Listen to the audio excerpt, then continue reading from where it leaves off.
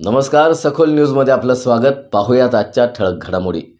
सांगली, मिरज आणि कुपवाड शहर महानगरपालिकेचे आयुक्त शुभम गुप्ता यांनी गडचिरोलीमध्ये आदिवासींसाठी असलेल्या योजनेत भ्रष्टाचार केल्याच्या बातम्या येऊन सुद्धा सांगली जिल्ह्यातील सत्ताधारी पक्षातील लोकप्रतिनिधींसह पालकमंत्री गप्प का आहेत?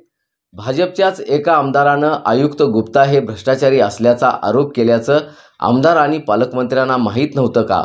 असे भ्रष्ट अधिकारी सांगली जिल्ह्याच्या माथी का मारले जात आहेत, असा सवाल काँग्रेसचे जिल्हा सरचिटणीस आशिष कोरी यांनी आज व्यक्त केलाय. पाहूया. शुभम गुप्ता हे महानगरपालिकेचे आयुक्त म्हणून ज्यावेळेला सांगलीत रुजू झाले त्यावेळेला बऱ्याच वर्षांनी IAS दर्जाचा अधिकारी महापालिकेला मिळाला म्हणून त्याचं कौतुक झालं होतं. माझ्यासह अनेकांनी त्याचं स्वागत देखील केलेलं होतं.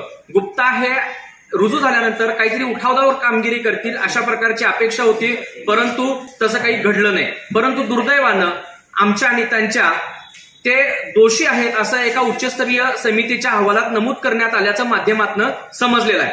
गडचिरोली जिल्ह्यामध्ये गाय आणि म्हैस आदिवासींना देण्यात यावी यासाठी एक योजना राबवण्यात आली आणि त्याच्यामध्ये लाखो रुपयांचा भ्रष्टाचार झालेला आहे, घोटाळा झालेला आहे असं तिथल्या स्थानिक मीडियामध्ये छापून येत होतं.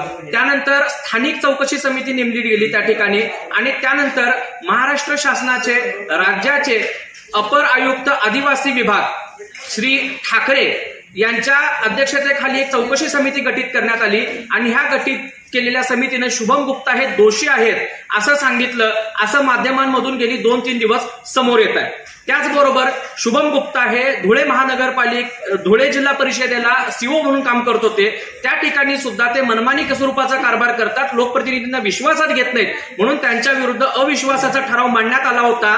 56 पैकी 51 सदस्यांनी गुप्तांच्या विरुद्ध मतदान केलं आणि त्यांना राज्य शासनाच्या सेवेमध्ये परत पाठवलं. त्याचबरोबर गडचिरोली जिल्ह्यामध्ये दुचाकी 2 व्हीलर रुग्णवाहिका ह्या आणण्यात आल्या होत्या. त्या सध्या गडचिरोली जिल्ह्यातल्या प्राथमिक आरोग्य केंद्रांमध्ये धूळ खात पडलेल्या आहेत. त्यांची नोंदणी गडचिरोली जिल्ह्याच्या परिवहन विभागात न करता त्यांची नोंदणी अमरावतीत केली गेलेली आहे. हे सुद्धा काही बातम्यांमधनं आता समजून येत आहे. त्याचबरोबर सगळ्यात गंभीर बाब अशी आणखीन एक की भारतीय जनता पार्टीचे नेते गडचिरोलीचे आमदार देवराव होळी यांनी गुप्ता हे लाच मागतात अशा प्रकारचं पत्र मुख्यमंत्री एकनाथ शिंदे साहेबांना पाठवलेलं आहे.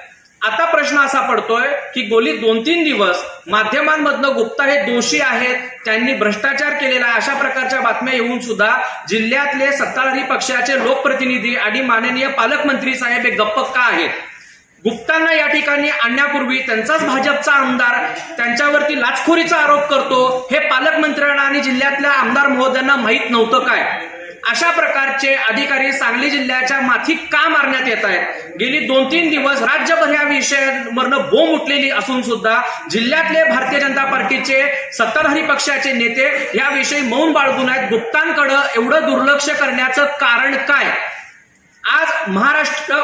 आज या ठिकाणी या महाराष्ट्रव्यापी गाजलेल्या विषयाच्या पार्श्वभूमीवर गुप्ता हे एकंदर वादग्रस्त अधिकारी आहेत असं आमचं जिल्ह्यातल्या जनतेचं मत बनलेलं आहे.